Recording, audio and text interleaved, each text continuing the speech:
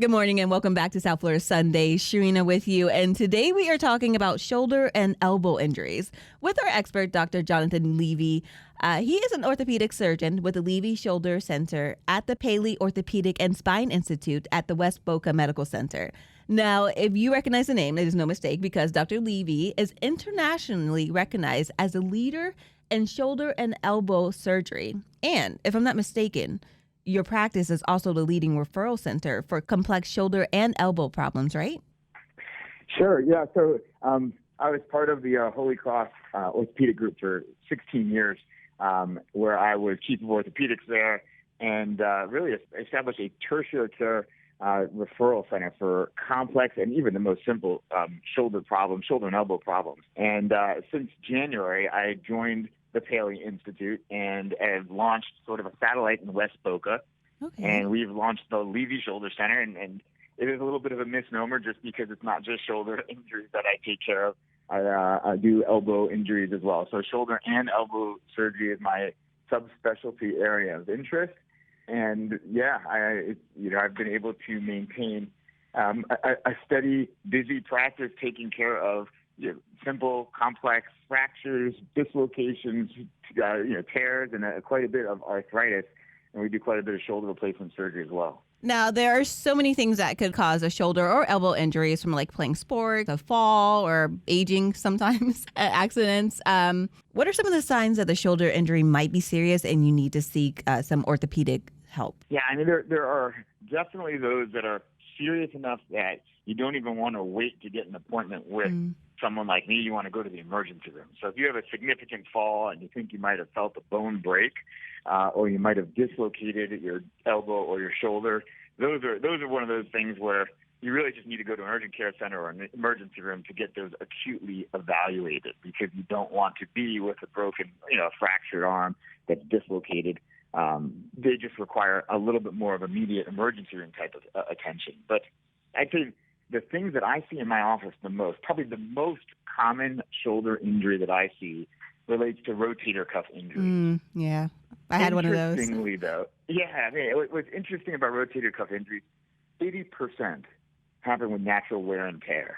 And so you have sort of this event. We often say it's the analogy of the straw that breaks the camel's back, right? You have this degenerative process that's occurring in the tendon, and then you have a seemingly simple event. You could be lifting a gallon of milk and you feel something happen, and then it tears. And that's the 80% type of, okay, this is shoulder pain, we evaluate it, we find you have a rotator cuff tear. Those probably don't have an immediate need, but because you have a change in function that's associated with that pain, where all of a sudden now you can't even lift your arm since blank happened, a fall or any kind of event, then I think those are times you want to get checked out. That's telling you something changed abruptly, and a loss of function where you can't actually lift the arm is a pretty classic presentation for a tear. Yeah, I was going to ask you, how do you know exactly when that happens? Yeah, some people know because I fell. I heard a tear. I felt a pop. There's some additional symptom that you think, gives you a little bit of a clue. But no question, if you have a change, you used to be able to lift your arm freely, and now you can't. I think that's your body telling you, okay, something might have just changed. What are some of the more complex shoulder surgeries that you normally perform? So I enjoy the complicated stuff. Probably the most complicated surgeries that I get to deal with are the reconstructive type of surgeries. Okay. So I always kind of divide what I do up into, I can repair things and then I have to reconstruct things. So if I'm repairing things, that might be you tore your tendon, I need to repair it. Straightforward. But if things have gotten so bad in its degeneration that you can no longer repair, and now we are into reconstructive, now things change. And so sometimes it's people have had shoulder replacements that have then failed, and now I have to do complex reconstruction where, dealing with running out of bone support for the implants that we use. There's a variety of different real complexities that we get to when we're starting to deal with revision operations, meaning people have had surgery and then another surgery that failed, and you're on your third, fourth, or fifth operation. Now you're in this sort of reconstructive effort. It's no longer getting you back to normal. It's just trying to get things working. And I heard something about like a reverse shoulder replacement. What's that? Who's a candidate? How do you do that?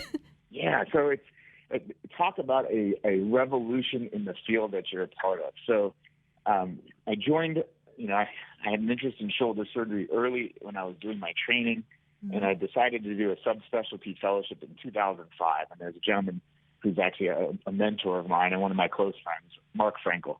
And he had learned from the French about this operation called the reverse shoulder replacement, where you actually place a sphere, meaning a ball, on the old socket, which is typically flat. And what used to be the ball of the humerus, we switch it into a socket. And so reversing that articulation slightly changes the mechanics of how a shoulder works. It allows the shoulder to move without the need of a rotator cuff. Oh, okay. And it changes the way, opens up the opportunity to manage a host of different problems in the shoulder. And so when I first started doing this in 2005, it probably represented about maybe 5% of all shoulder replacements done. And now the recent surveys show across the nation, probably 70 to 80% of all shoulder replacements are now being done as reverse shoulder replacements. So it's been a huge, a dramatic change in sort of what we now probably look to as a standard of care for a lot of the shoulder surgeries that we have to do when we're talking about shoulder replacement. So it's been great to be a part of that whole growth process. I wrote a whole host of the original articles on the reverse shoulder replacement. I've been lucky enough to be able to work with an incredible team of designers and help to design a number of probably the last 5 generations of the reverse shoulder replacement as we continue to tweak things to try to make them better. So it's really been a great experience being a part of that really game-changing approach to shoulder surgery and opening up avenues and opportunities to help patients that we just didn't have reliable solutions for in the past. That's amazing. It's truly something that affects the quality of life of so many people around the world. Is the reverse shoulder arthroplasty the same thing? Am I even saying that right? Yeah.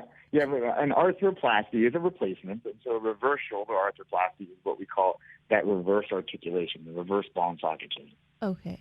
Now it's being used for really some very severe forms of shoulder arthritis, osteoarthritis, where the wear patterns are uneven, so you haven't worn it down just right down the middle, but you've worn it off to one side, and it changes the way it changes the angles of the joint.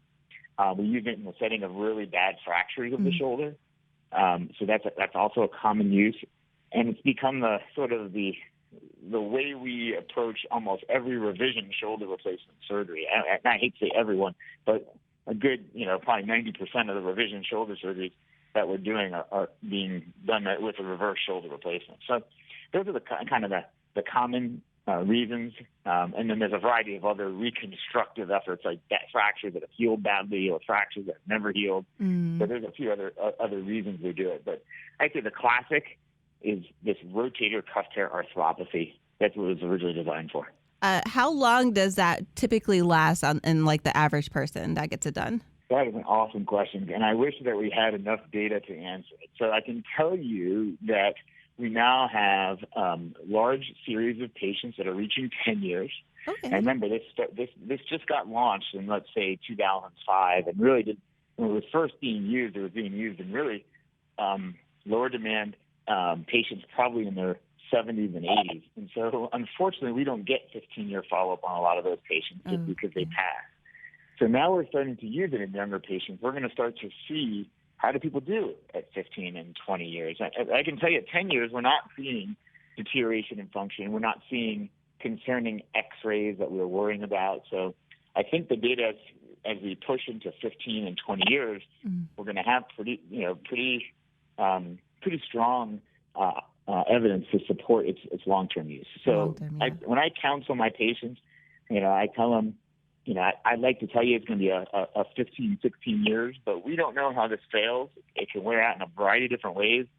But rest assured, so far, in the cases where I've seen early failures and I've had to revise them, I've been able to successfully rescue them, get them back to functioning. You also offer some fracture care, too. Can you talk a little bit about that? Yeah, so I don't take emergency room call, but I still probably about 15% of my practice is treating fractures, which means patients have injuries. They go to the emergency room, they find out they have a fracture, and then they find their way to my office. And so depending on what's broken and how badly it's broken really would dictate the treatment.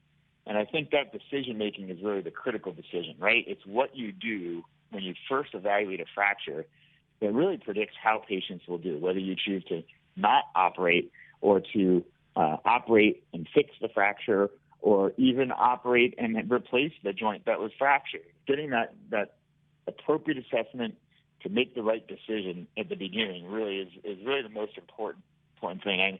And I can tell you, when it comes to fractures, my front desk knows those patients get added onto my schedule. So that's a little secret. I don't want to miss the opportunity to make the decision at the right period of time. So we do try to be sensitive to that and try to overbook patients when they need to come in with for a fracture evaluation. That's amazing, because I did experience a fracture. It was in my ankle, and I went to the emergency room for it. And all they did was kind of like gave me a brace and like some Motrin and told me to go home, and there was just stay off of it. There was nothing they could do about it. Yeah, it kind of depends on how bad the fracture is. And, the emergency room team's job is to triage, to say, okay, this one is so severe we have to admit the patient to the hospital and get an orthopedic surgeon in right away to fix it. Or this fracture is amenable, looks like it should heal, and we just got to give it the time to heal. And they're making that initial evaluation, but sometimes you need that subspecialist to really understand exactly, is this something, even the ER docs will say, I'm not sure what the surgeon's going to want to do here. Wait till you get that follow-up appointment. Here's a doc you should go see. Oh, yeah, that's when they prefer. Okay, I understand. Yeah, that's when you got to get the opinion. If it's a fracture that's seemingly a minor fracture, I still recommend seeing an orthopedic surgeon and follow up, but at least get the triage from the emergency room to say, okay, this one is really bad, or this one looks like it should be okay. Do you also offer non-surgical shoulder, elbow, bicep care? Absolutely. I kind of joke.